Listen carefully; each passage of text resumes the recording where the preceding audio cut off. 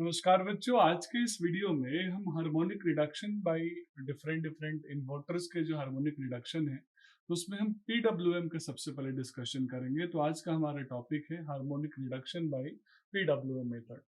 बच्चों, harmonic reduction के बारे में ऑलरेडी हम पहले भी समझ चुके हैं कि कैसे किसी भी इंडस्ट्रीज में 5% से ज़्यादा हार्मोनिक्स नॉर्मली अलाउ होता नहीं है। लेकिन अगर प्रैक्टिकली बात करें तो हमारे जितने भी इन्वर्टर्स हैं उसका जो आउटपुट है उसके अंदर हार्मोनिक्स का जो कंटेंट है वो मोर देन 5% ही होता है। इसीलिए हमें हार्मोनिक रिडक्शन यहाँ करना पड़ेगा। बहुत सारे मल्टीपल मेथड्स हैं जिसमें सबसे इफेक्टिव मेथड हम यहाँ पे चर्चा करेंगे पीडब्ल्यूएम। तो आइए हम देखते हैं कि कैसे इस वेवफॉर्म की मदद से हम यहाँ हार्मोनिक रिडक्शन को एनालाइज कर सकते हैं। बच्चों, एक चीज और मैं यहाँ क्लियर कर देना चाहता हूँ कि जब हम हार्मोनिक रिडक्शन की चर्चा करेंगे तो यहाँ पे हम आउटपुट वेवफॉर्म ले सकते हैं single phase full wave reactive inverter का या फिर single phase half wave bridge inverter का। नॉर्मली यहाँ हम single phase full wave bridge inverter को ही प्रीफर करते हैं क्योंकि हाफ ब्रिज इन्वर्टर को यूज करने पे ओवरऑल जो एम्पलीट्यूड की वैल्यू है वो रिड्यूस हो जाती है। तो जो पल्सेस को मॉड्यूलेट करने का जो स्टेप्स है वो चेंज हो जाता है, साइकिल चेंज हो जाता है।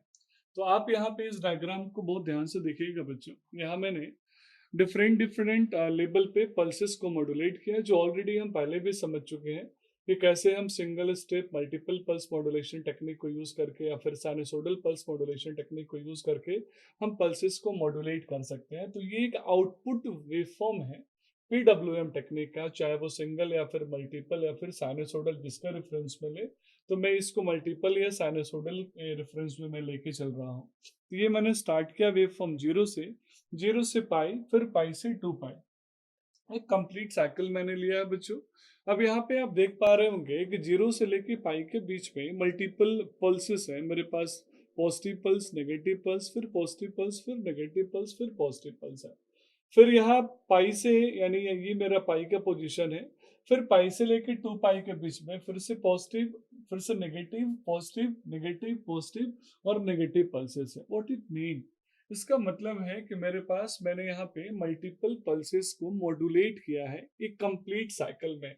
जैसे मैं यहाँ 10 पल्सेस को रिप्रेजेंट कर रहा हूँ 1 to 10, तो मैं बोल सकता हूँ 10 पल्सेस को मैंने यहाँ पे मॉड्यूलेट किया है अपने एक कंप्लीट साइकिल में।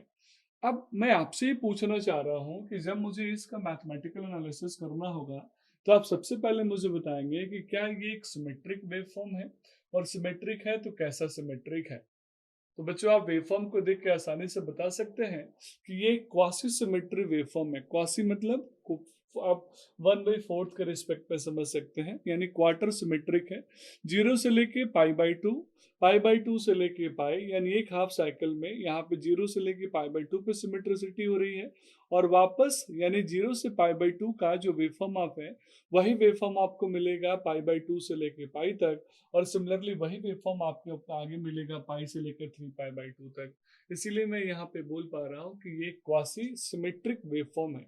क्वासी सिमेट्रिक वेवफॉर्म का यहाँ पे मतलब होता है बच्चों कि आप 25% वेव पे टोटल एक साइकिल का 1/4 जो वेवफॉर्म है वो आगे चल के रिपीटेड हो रहा है। तो आइए इस क्वासी सिमेट्रिक वेवफॉर्म में हम harmonic reduction by PWM technique में फोरियर सीरीज के कॉन्स्टेंट्स को कैलकुलेट करते हैं। और फिर हम देखेंगे फाइनली कि ओवरऑल इसके अंदर हार्मोनिकल रिडक्शन कितना हो रहा है, कितने परसेंट हार्मोनिक्स को ये रिड्यूस कर पा रहा है। Third harmonic, fifth harmonic, seventh harmonic, ninth और 11th हार्मोनिक में एम्पलीट्यूड की वैल्यू कितनी चेंज हो रही है। ये सारी चीजें हम अभी आगे चल के कैलकुलेट करेंगे। आइए सबसे पहले हम इसका फोरियर कॉन्स्टेंट्स कैलकुलेट कर लेते हैं।